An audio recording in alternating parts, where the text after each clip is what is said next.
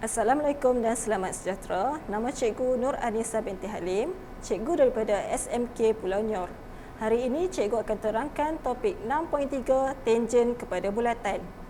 Okey, kita akan cover dua segmen pembelajaran pada hari ini iaitu 6.3.2 membuat dan mentusahkan konjektor tentang hubungan sudut di antara tangen dan perentas dengan sudut dalam tempering selang-seli yang dicangkum oleh perentas itu. 6.3.3 pula kita akan menyelesaikan masalah yang melibatkan tangen kepada bulatan. Okey, mari kita lihat pada raja di atas. Okey. Sudut X adalah sama dengan sudut Y dan sudut theta adalah sama dengan sudut beta kerana sudut di antara perentas dengan tangen bernilai sama dengan sudut pada tempering selang-seli yang dicangkum oleh perentas tersebut. Kita terus kepada soalan 1. Nyatakan pasangan sudut yang sama nilai di dalam bulatan-bulatan berikut. Bulatan A dan juga bulatan B. Okey, murid-murid kena pasti dulu apakah sudut yang sama nilai dengan X dan juga Y. Okey, sudut Y adalah sama dengan sudut Z, manakala sudut X adalah sama dengan sudut A.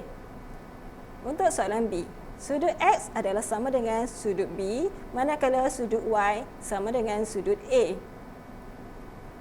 Terus kepada soalan 2.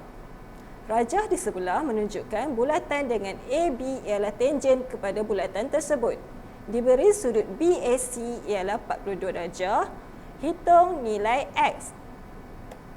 Okey, untuk dapatkan nilai X, kita kena pasti dulu sudut pada Y. Untuk dapatkan Y adalah sama dengan 180 tolak 82 dan dibahagikan dengan 2.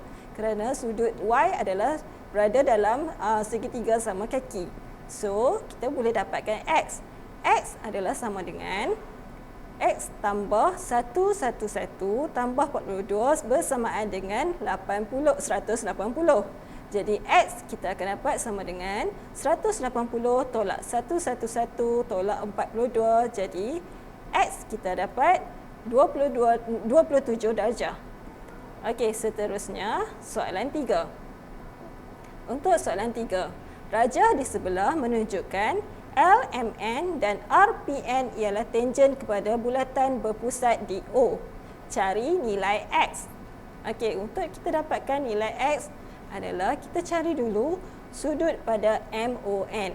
Untuk dapatkan sudut MON, sudut MON tambah dengan sudut MNP adalah sama dengan 180 darjah. Sudut MON tambah 70 adalah sama dengan 180. Jadi kita akan dapat sudut MON bersamaan dengan 110 darjah. Daripada situ, kita masukkan ke dalam formula sudut pada pusat adalah sama dengan 2 kali sudut pada lilitan. So, sudut pada pusat kita adalah 110 darjah sama dengan 2 kali X. Jadi kita akan dapat X bersamaan 55 darjah. Di sini juga saya telah letakkan sedikit nota pada sebelah kanan slide di bawah. So, murid-murid boleh lihat untuk imbas kembali. Okey, seterusnya kita tengok kepada soalan B. Soalan B. Rajah di antara pusat O dengan titik N dalam meter jika diberi jejari bulatan ialah 2 meter dan jarak MN ialah 4 meter. Okey, kita terus kepada penyelesaian. Sudah diberi jejari bersamaan 2 meter dan MN bersamaan 4 meter. Jadi murid-murid boleh gunakan teorem Pythagoras untuk selesaikan masalah ini. So, ON adalah sama dengan punca kuasa 2, 2 kuasa 2 tambah 4 kuasa 2. Jadi, murid akan dapat ON bersamaan 4.47 meter. Okey, itu sahaja untuk hari ini. Terima kasih.